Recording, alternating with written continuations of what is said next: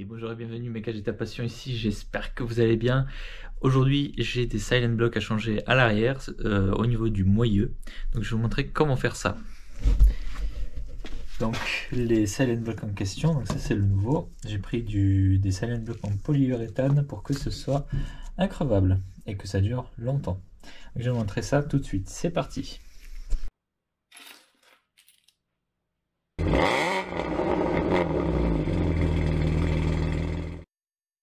Donc la première des choses qu'on va faire, c'est qu'on va caler les roues avant du véhicule parce qu'on va lever l'arrière.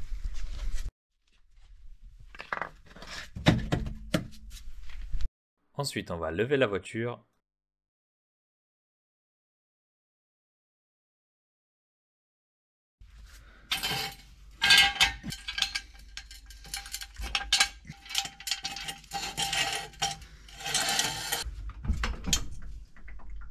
Alors voilà, la voiture est levée. Maintenant, je vais vous montrer la différence entre le silent block en polyuréthane, parce que j'ai déjà changé d'un côté, et le silent block normal.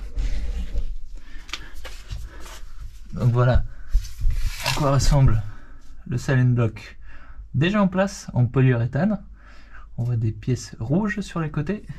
Et voilà le silent block d'origine. Voilà la différence. Alors voilà, il faut qu'on enlève la roue. Parce que pour accéder à ce silent block, il faut malheureusement qu'on enlève un peu tout. Donc les freins et tout le truc. Donc c'est parti, on enlève la roue. Si vous n'avez pas de clé à choc, avant de lever la voiture, dévissez légèrement les boulons.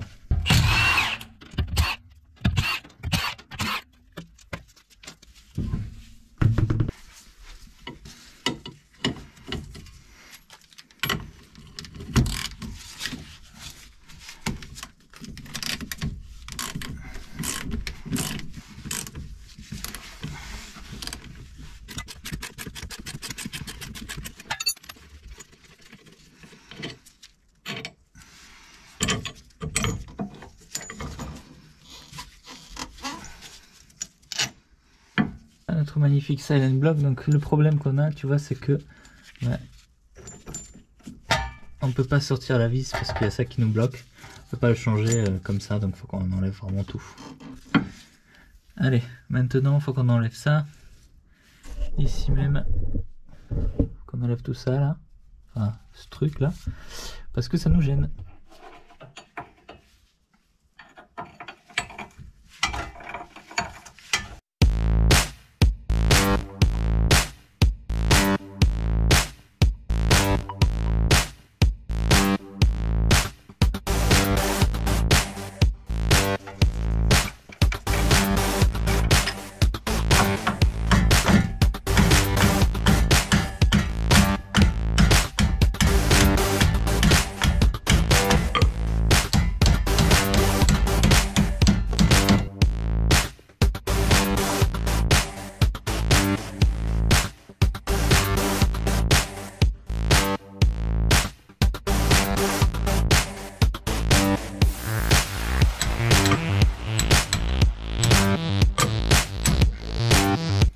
Avant de démonter tout ça, pensez à prendre des photos pour savoir comment c'était assemblé.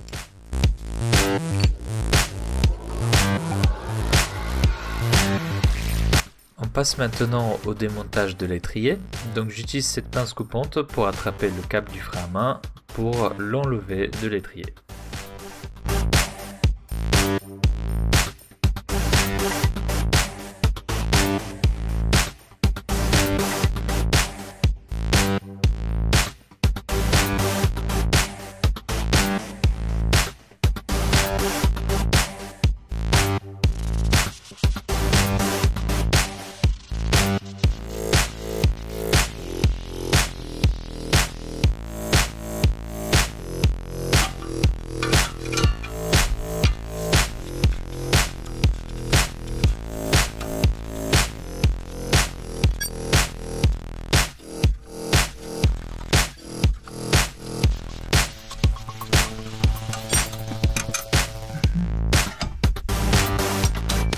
Une fois l'étrier démonté, je le pose sur un support à côté de manière à ce que le flexible ne soit pas en tension.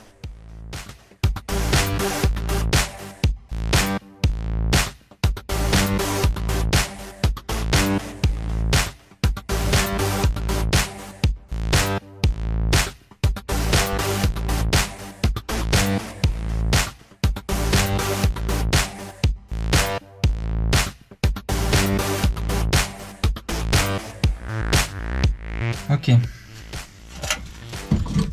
On y est presque. Donc ça bouge. On a une vis là qui tient ça encore qui nous dérange pour pas aller jusque là. Et on a ça. Donc là, je vais débrancher ça pour que ce soit bien à l'aise. Donc très attention parce que c'est le capteur d'ABS qui est très fragile.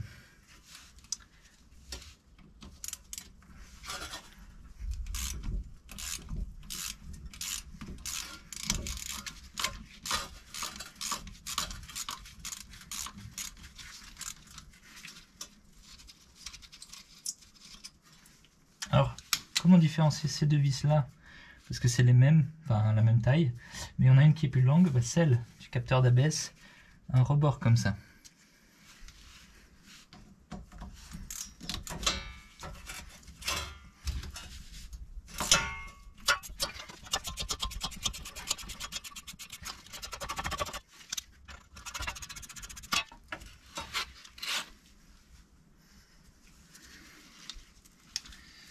Et celle-ci est là. Une rondelle. Donc je vais tapoter délicatement sur ce capteur pour le faire bouger. Parce que là il n'a pas l'air d'avoir envie.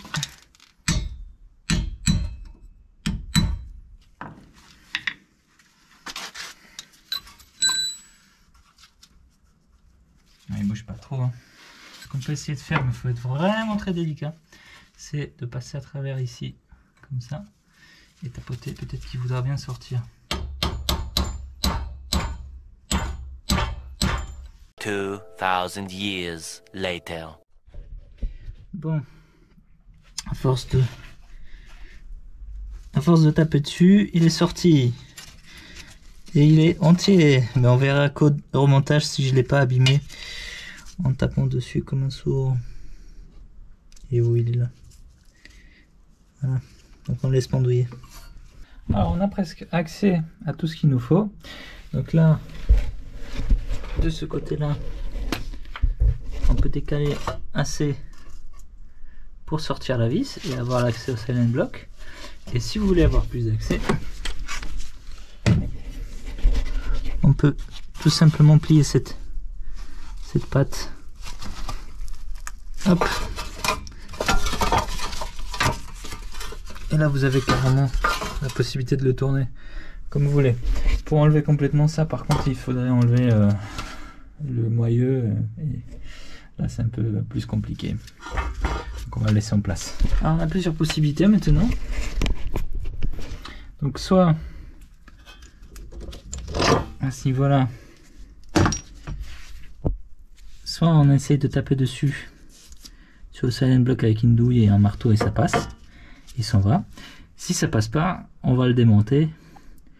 On va faire autrement si ça passe pas. Donc on va essayer déjà au marteau et avec une douille. C'est parti.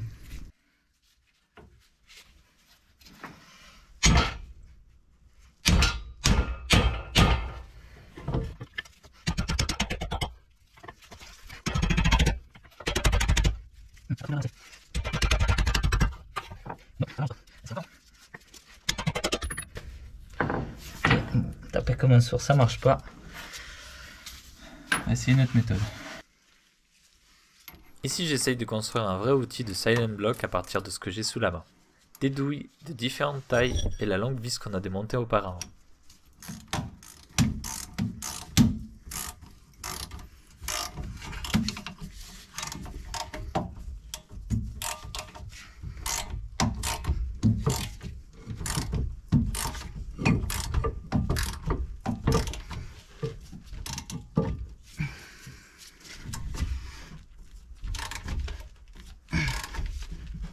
Ah putain, ça passe pas. On veut pas bouger. Ok, donc ça marche pas. La dernière méthode consiste à détruire le silent block à l'aide d'une perceuse pour ensuite scier la bague qui reste coincée dans la fusée.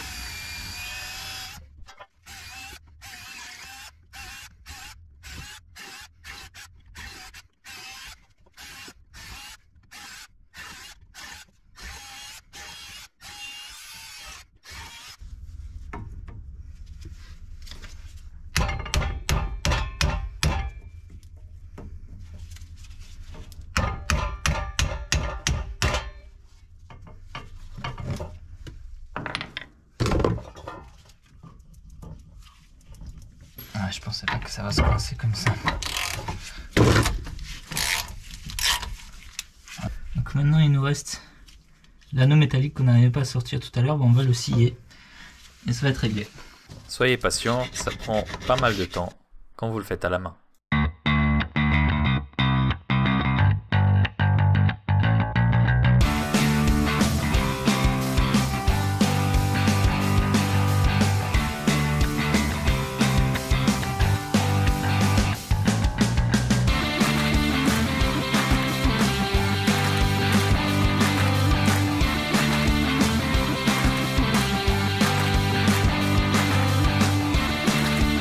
Et voilà, avec beaucoup d'efforts, j'ai réussi à le décoller de là. Enfin, du moins une partie.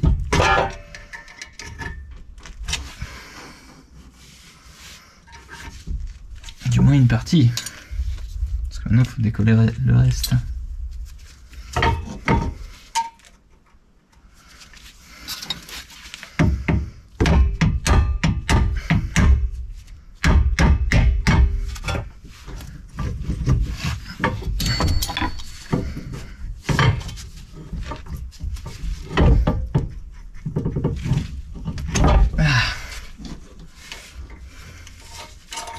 Et voilà, il est sorti. Putain, truc de fou quand même, hein. À quel point c'est bien serré dedans, ça bouge pas. L'autre, quand j'ai essayé de le faire, à la presse 12 tonnes, il sortait pas. Donc j'ai dû le couper pareil que lui. Donc maintenant ce qu'on va faire, c'est qu'on va nettoyer ça avec un embout comme ça, sur une visseuse.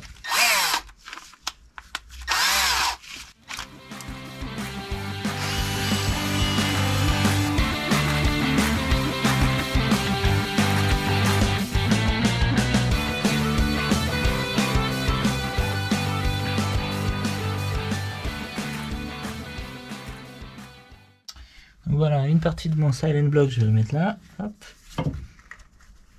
Voilà, ça rentre à la main. L'autre, je l'ai là. Ça rentre pareil. Là, j'ai un peu de graisse. Et là, j'ai le reste, la partie métallique qu'on va pousser dedans aussi. Alors, on va peut-être mettre un peu WD pour que ça rentre plus facilement.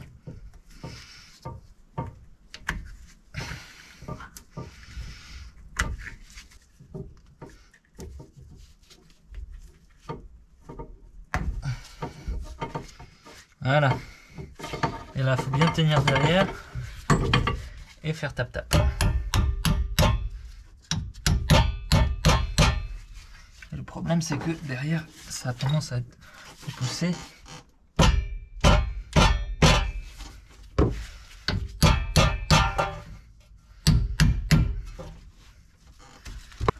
Je rentre correctement.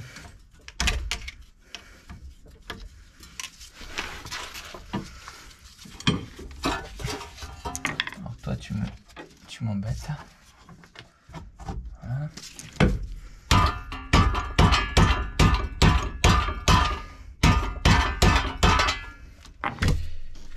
Et voilà, c'est fini. Donc on n'a plus qu'à tout remonter maintenant. Voilà.